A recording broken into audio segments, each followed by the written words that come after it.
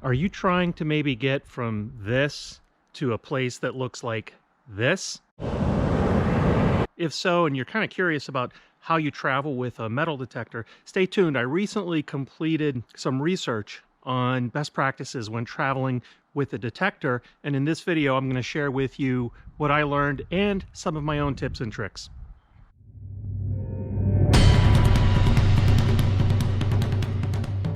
This is your captain speaking with just a little flight information. We're flying at an altitude of 37,000 feet and our airspeed is 400 miles an hour.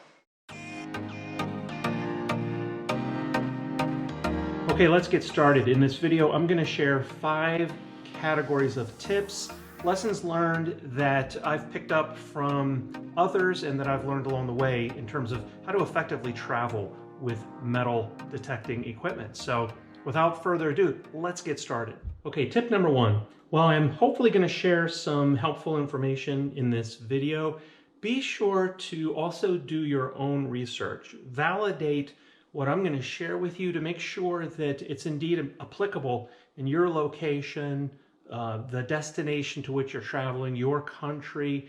Laws evolve. They may have changed from the time of the filming of this video. So make sure to validate what I'm going to share with you today by doing some additional research on your own. All right, tip number 2, identify your must-have versus need-to-have items for your specific detecting trip. These are going to be different, for example, where you're going to be doing beach detecting versus perhaps if you're traveling to a seated hunt and you're going to be detecting on land. So the first thing to do here is assemble a list, a pared down list of the items that you're going to want to take on this specific trip. All right, tip number 3, it's time to go on a detecting diet. We need to slim things down. My brother-in-law was a scout master for many, many years, and he took his scout troop on several trips, and he would always tell his scouts to pack tight, What he meant by that is, you know, we want to travel light. We want to find the most efficient items to take. So this might mean rethinking some of the normal items you detect with. Let's take a look at and talk about a couple examples. All right, let's talk about finders pouches. So this is my finder pouch of choice here. Here's another option. When I travel, I actually like to take something like this. See, first of all, it's smaller. I can fold this up almost next to nothing. It still has a strap, a belt I can use to hook up a digging trowel or a pin pointer lanyard, but it's also waterproof. Let's talk about a hand trowel. This is also a great tool here. It's made by Whites. I love it. It's, you know, it's serrated on both edges, so it doesn't matter if you're left-handed, right-handed. You know, doesn't matter which way you start the cut of your plug. But it is heavy. It's bulky. So what is another option? Again, if I'm trying to pack light, well, maybe you've seen this on my other videos, but I also enjoy using a hori-hori knife. It's much smaller, it's much lighter, it gets the job done. So you're going to pack this in your checked baggage. This is not something, obviously, right, that you're going to attempt to carry on. If you do that, you will lose it. You'll have to forfeit it when you go through security. But another example to maybe, you know, think about instead of a much heavier, bulkier item. These things will add up. So it's another example of packing light. Okay, another way to pack light, another way to support your detecting diet, right, is to maybe slim down your backpack. If indeed you need a backpack, if you have to have something to carry, you know, a luncheon, a water bottle, you know, consider something like this. This is a foldable backpack. It happens to be from LL Bean. If you are doing some beach detecting, I normally will use a CKG beach scoop like this right here with a wooden handle.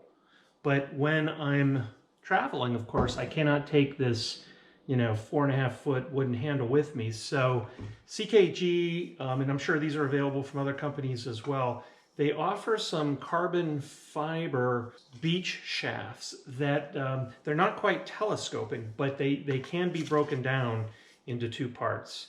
You know, these have a button on them similar to maybe what you've seen on some tent posts. So this, of course, nests inside the actual sand scoop, and the screw only serves the purpose here of affixing these two items together. But this, of course, goes into my checked baggage. An alternative to both of these items, to this and the shafts, is, of course, to take a plastic beach scoop.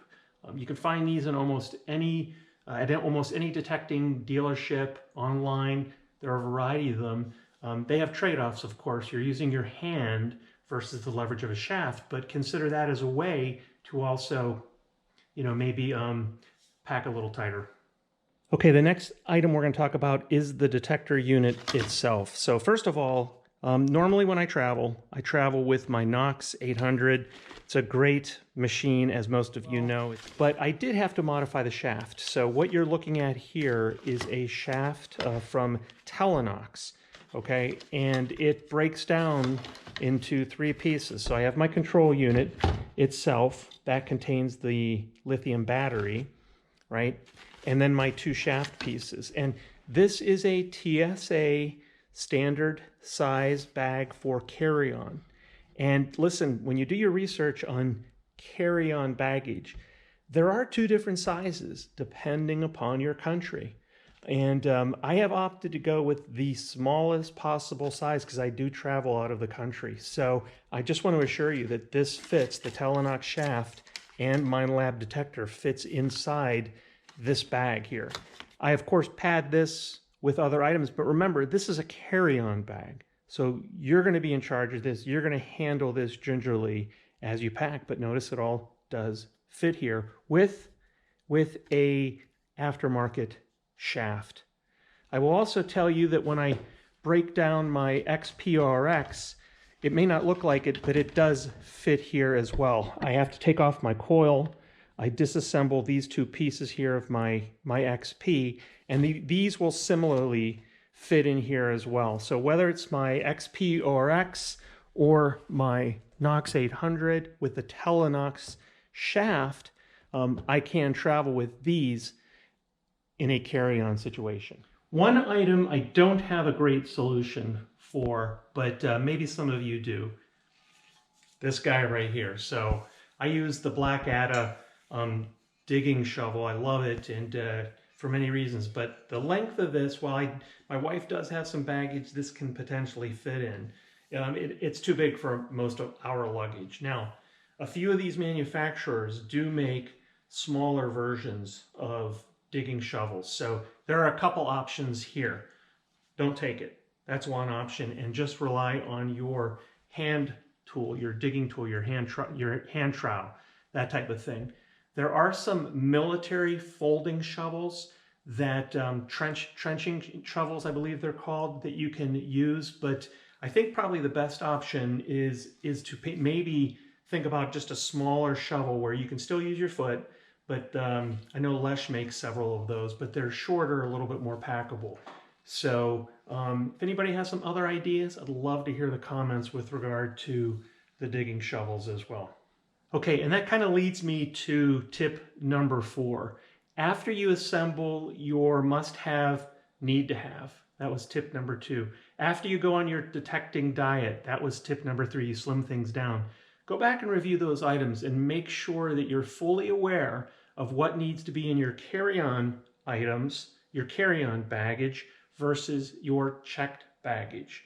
On my recent metal detecting trip to Cancun, I took a bunch of things. So, the normal stuff that you would take to go on a vacation, sandals, hats, t-shirts, swimsuits, stuff like that.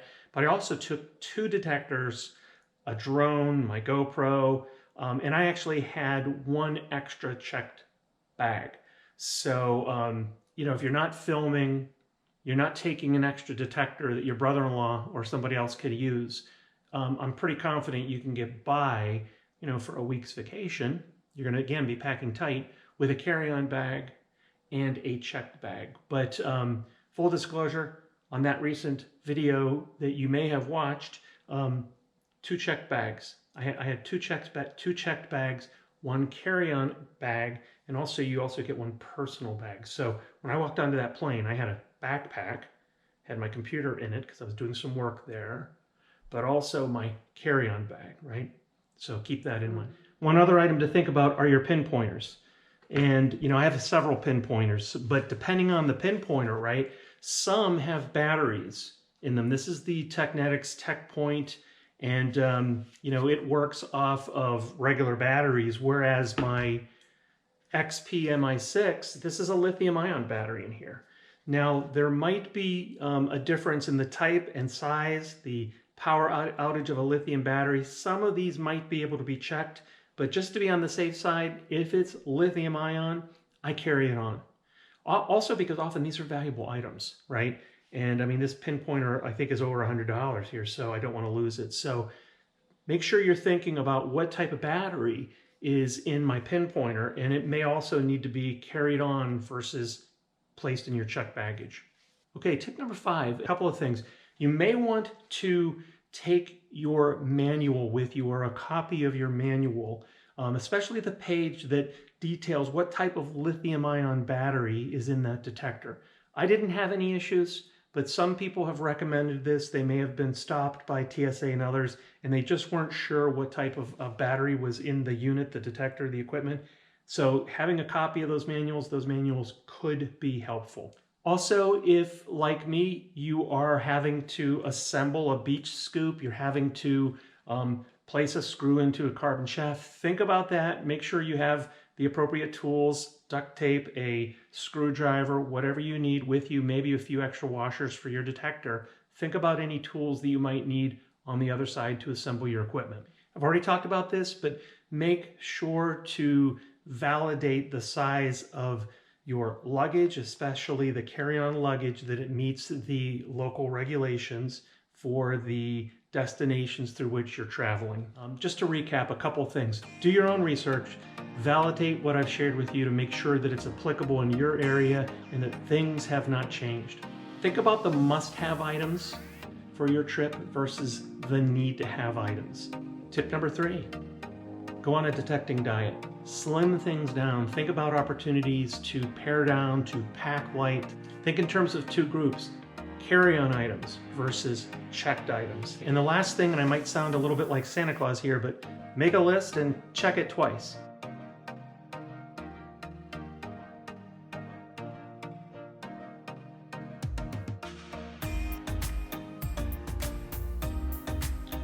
One other tip, depending upon the type of detector you're traveling with, for those of us that use the XP detectors, perhaps the Deus and the ORX, when they are charged, there is a blinking light on the coil and also on the pin pointer as well.